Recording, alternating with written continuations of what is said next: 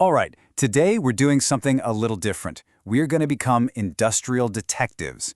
We're jumping back in time all the way to 1982 to solve a really complex mechanical problem.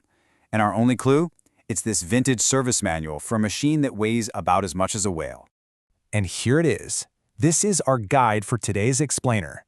This is the real deal, an original service manual for a Cincinnati Milacron CinTurn manufacturing center. You know, everything we need to figure out what's wrong with this giant is right here, printed in black and white, over 40 years ago. So that really brings us to the big question, right? What does it actually take to troubleshoot a 50-ton piece of precision machinery? Well, I'll tell you, it's not about kicking the tires or just guessing. It's about following a very specific, very logical procedure. Let's see exactly how they did it. Okay, first things first. We need to meet our, well, let's call our patient. What exactly are we dealing with here? So, what the manual tells us is that this is a CinTurn NC pipe manufacturing center. Just think of it as a massive, incredibly powerful, computer-controlled lathe. Yeah, this isn't something you'd find in a home workshop. This is an industrial titan from the dawn of the CNC era, built for some serious, heavy-duty manufacturing. Now, every good mystery has to start with a problem, right? An inciting incident. And for our machine, the problem is a pretty big one. So the call comes in from the shop floor. The machine just isn't moving right. And specifically, the problem is with the x-axis. On a machine this size, that axis controls the massive vertical movement of all the cutting tools. So yeah, kind of important.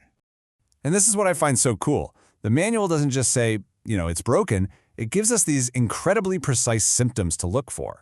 The x-axis has jerky motion. It stops really hard after moving fast. And it has excessive error, which just means it isn't landing exactly where the computer tells it to. These aren't just problems. These are our clues. So based on those very specific symptoms, the manual points us in the right direction. It tells us the problem is probably inside the counterbalance system. Now that's a hydraulic circuit designed to offset the incredible weight of the machine's moving parts.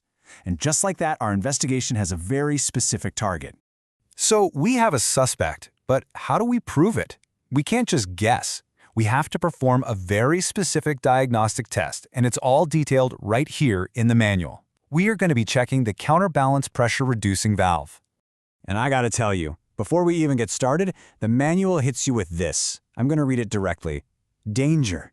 The electrical cabinets must be opened only by qualified service personnel. Failure to follow this instruction can result in personal injury or death. So yeah, the stakes here are incredibly high. This is absolutely serious work. The manual lays out a super clear 5-step game plan. First and most important is safety. You power down the whole machine and lock it out so no one can turn it on by accident. Then, you install a special pressure gauge. Step 3 is pretty smart. You isolate another part of the machine, the Z-axis, so it doesn't mess with your readings. Only then do you power it back on and actually run the test, watching the pressure as that axis moves up and down. And check this out. This is what I'm talking about when I say precision. It doesn't just say attach a gauge somewhere. No way. The manual provides figure 6.4-1 showing you the exact port where that gauge has to be installed. Precision is everything in this world. Okay, now for the test itself. You can just picture it, right? The technician commands the machine to move its x-axis up and down at a very specific speed, 200 inches per minute.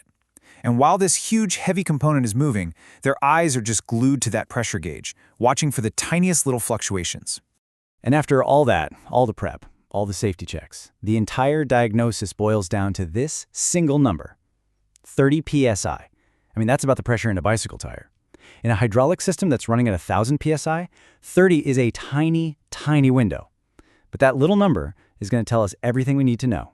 And this table is it's beautiful.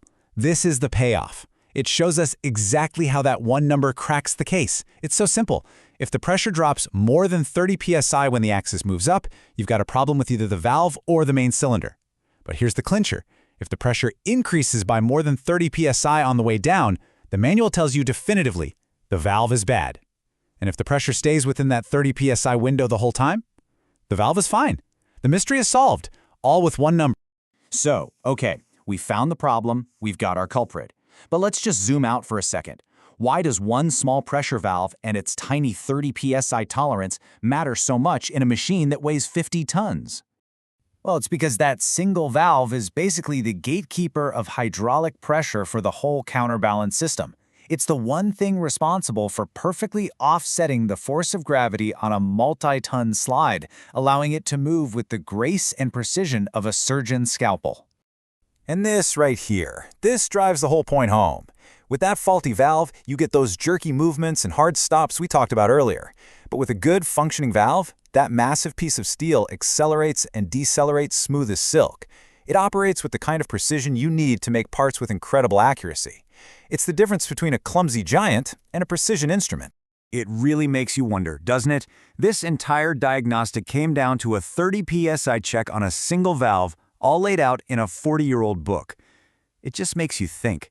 How many other tiny, precise little adjustments like this one are quietly humming away out there, keeping our incredibly complex world in motion every single day?